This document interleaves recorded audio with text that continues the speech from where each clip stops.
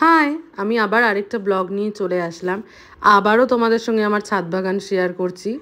কালকে একটু স্পেশাল, কারণ খুব বৃষ্টি পড়েছে সারাদিন ধরে। তাই দেখো কত রং বেরঙের ফুল ফুটে আছে আমাদের গাছে। তার মধ্যে বৃষ্টিতে ভিজে ভিজেই তোমাদের জন্য কিন্তু এগুলো ক্যাপচার করেছি। না আসলে আমারও খুব মজা লাগছিল বৃষ্টিতে অল্প ভিজতে। কালকে বোধহয় একটা পদ্ম ফুল ফুটবে। যাই হোক, পায়রাদেরকে খাবার দিলাম। তারপরে দেখছি একটা পায়রা চুপটি করে বৃষ্টির মধ্যে দাঁড়িয়ে ভিজছে, আর একটা ঘুঘু চুপ করে আম গাছের মধ্যে দাঁড়িয়ে আছে। তো সেগুলো তোমাদের জন্য ক্যাপচার করব না তা হয়? আর আকাশটা একদম পুরো কালো মেঘে আচ্ছন্ন হয়ে আছে।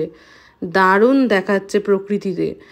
মানে এত সুন্দর প্রকৃতি তোমাদের সাথে যদি শেয়ার না করি তা কী করে সম্ভব? যাই হোক, তারপর দিন গড়িয়ে এলো রাত। রাত বাজে ঠিক তখন 10টা। এটা ছিল আমার মায়ের বার্থডে প্রিপারেশন, যেটা বাবা করে রেখেছিল ছাদের উপরে লাইটিং ফাইটিং। যাই হোক, কোনো কারণে সেদিন আর রাত্রেবেলা এখানে আসা হয়নি কেক কাটার জন্য। বাট আমি তো সাডেনলি এগুলো রাত্রেবেলায় দেখে আমি অবাক, ওয়াও কি সুন্দর বাবা লাইটিং করেছে। যাই হোক, আমার বাগানেও এত ভালো লাগছে লাইটগুলো, বাবা এখানেও একটু ডেকোরেশন করেছে।